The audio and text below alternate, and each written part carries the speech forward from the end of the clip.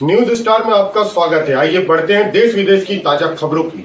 शकरपुर सेवा ट्रस्ट द्वारा संचालित श्री स्वामीनारायण उच्च विद्यालय में विदाई समारोह का आयोजन किया गया। कक्षा 10 और कक्षा 12 की परीक्षा 27 फरवरी से शुरू होने जा रही है। कक्षा 10 और कक्षा 12 का महत्वपूर्ण कोर्स पूरा करने के बाद शकरपुर श्री स्वामीनारायण हाई स्कूल में कक्षा 10 और कक्षा 12 में पढ़ने वाले छात्रों के लिए एक विदाई समारोह का आयोजन किया गया, जिसमें प्रधानाध्यापक पंक्ति भाई पटेल ने सभी छात्र छात्राओं को आशीर्वाद दिया गया। स्कूल आयोजित किया गया था। भाई पटेल ने पूरी परीक्षा का आशीर्वाद दिया। शकरपुर सेवा ट्रस्ट के अध्यक्ष दीपक भाई पटेल और ट्रस्टी सागर भाई पटेल ने परीक्षा देने वाले सभी छात्रों को बधाई दी और पूरे स्कूल शिक्षक के माध्यम से उनके छात्रों ने आगामी परीक्षा में बहुत अच्छे अंक और प्रतिशत लाकर उनके माता पिता के साथ साथ गांव और स्कूल का नाम रोशन करने की कामना की। साथ ही साथ वालियों को भी एक सीख दी कि अपना बच्चा किसी और बच्चे से तुलना न करें। हर छात्र की एक अपनी क्षमता होती है।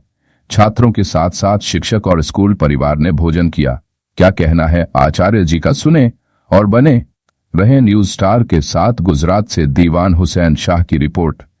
श्री स्वामीनारायण हाईस्कूल शकरपुर प्रिंसिपल तरीके आ वर्षे એટલે કે ફેબ્રુઆરી માર્ચ 2025ની અંદર જે બાળકો ધોરણ 10 તથા ધોરણ 12ની અંદર પરીક્ષા આપી રહ્યા છે તે તમામ બાળકોને મારા વતી, મારા ટ્રસ્ટ વતી અને શાળા પરિવાર વતી હું તમામને ખૂબ ખૂબ શુભેચ્છાઓ આપું છું। આ વર્ષે બોર્ડની પરીક્ષા જે દર વર્ષે માર્ચમાં શરૂ થતી હોય છે એનાથી થોડી વહેલી છે, 10-15 દિવસ, પણ તેમ છતાં અભ્યાસક્રમો બધી શાળાઓના કમ્પ્લીટલી બધી શાળાઓના સમયસર પૂરા થયા છે અને તમામ બાળકો જે રીતે દર વર્ષે તૈયારી કરે છે એ વર્ષે આ પણ બાળકોએ દર વર્ષે ખૂબ સારી તૈયારી કરી હશે એવી હું આશા રાખું છું અને તમામ બાળકો આ વર્ષે ખૂબ સારું પરિણામ મેળવી પોતાની શાળાનું, પોતાના સમાજનું તથા ગુજરાત તથા દેશનું નામ રોશન કરે અને ભવિષ્યમાં ખૂબ સારી સફળતા મેળવી ખૂબ સારું નામ રોશન કરી આપણા દેશનું ગર્વ ઊંચું રાખે અને તમામ બાળકો ખૂબ મહેનત કરી જીવનમાં ખૂબ ખૂબ પ્રગતિ કરે તેવી અંતર્મનથી શુભેચ્છા પાઠવું છું। અસ્તુ। પરીક્ષા આપનાર તમામ બાળકોના વાલીઓને શું સંદેશ આપશો? તમામ વાલીઓને હું જણાવવા માગું છું કે બાળક એ ફૂલ જેવું છે। હવે ફૂલને જો કુમળું હોય તો તોડી ના શકાય અને સમયસર જો તોડો ને તો મુરઝાઈ જાય છે। એટલે કે બાળક બે રીતે છે કે એને જો વધારે સ્ટ્રેસ આપો તો બાળક ડરી જાય છે, જે રીતે કુમળું ફૂલ હોય છે એ પ્રમાણે, અને સમયસર આપણે જો એને સાચવીએ નહીં તો બાળક આગળ જતાં ખોટા રસ્તે ચડવાની શક્યતા ધરાવે છે કે જે આપણે કહીએ છીએ આપણી ભાષામાં કે ફૂલનું કરમાઈ જવું। જો સમયસર એ ફૂલનો ઉપયોગ ના કરીએ તો પછી એ ફૂલ કરમાઈ જાય છે। એટલે કે તમામ વાલીની અંદર એક માળી તરીકે આપણે કામ કરવાનું છે કે આપણા બાળકને એટલે કે આપણું જે ફૂલ છે એને એ રીતે સાચવે કે એનો સમયસર આપણે ઉપયોગ કરી શકીએ। એટલે કે સમયસર એ બાળક આપણા નિયમો છે, જે આપણા સંસ્કાર છે અને જે એણે શિક્ષણ મેળવ્યું છે એના થકી એ આગળ વધે। તમામ બાળકોની યાદ રાખવાની શક્તિ જુદી જુદી હોય છે।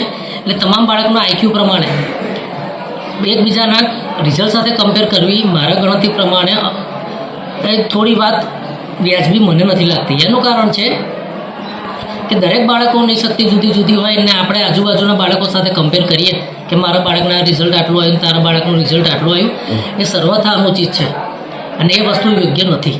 કારણ કે દરેક બાળકોની ભણવાની શક્તિ જુદી જુદી હોય છે, એમને યાદ રાખવાની શક્તિ જુદી જુદી હોય છે। એટલે કે આપણે આપણા સ્વપ્ન બાળકો પર થોપવા ના જોઈએ।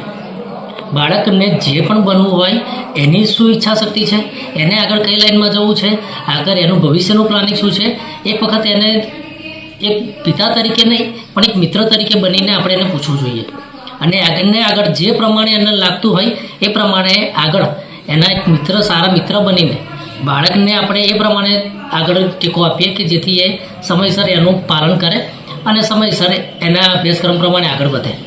બીજું તમને એ કહેવા માગું છું કે અત્યારના સમાચારમાં આપણે રોજબરોજ જોઈએ છે કે ક્યારેક માણસો એટલે કે બાળકો ભણતા આપઘાત કરે છે, કાં તો ભણ્યા પછી પણ કોઈક સારી પોસ્ટ ઉપર હોય ત્યારે આપઘાત કરે છે। આનું કારણ છે સ્ટ્રેસ એટલે કે તણાવ। જો બાળકને આપણે વધારે સ્ટ્રેસ આપીએ, વધારે તણાવ આપે તો એ શક્યતા રહેલી છે કે બાળક પોતે જો સહી ના શકે તો ક્યારેક અત્યારે ઓછી સમજણના કારણે એ ના કરવાનું કરી બેસે અને કંઈક પરિવાર ઉપર અણધાર્યો આપણને આપઘાત એટલે કે અણધાર્યો આઘાત આપણને લાગે છે. એટલે કે વાલીએ ફરીથી એક વખત કહું છું કે ફૂલ જેવું બાળકને આપણે સાચવવાનું છે અને સમયસર એ કરમાઈ પણ ના જાય અને વહેલું તોડી પણ ના શકાય એ પ્રમાણે આપણે પાલન કરવાનું છે.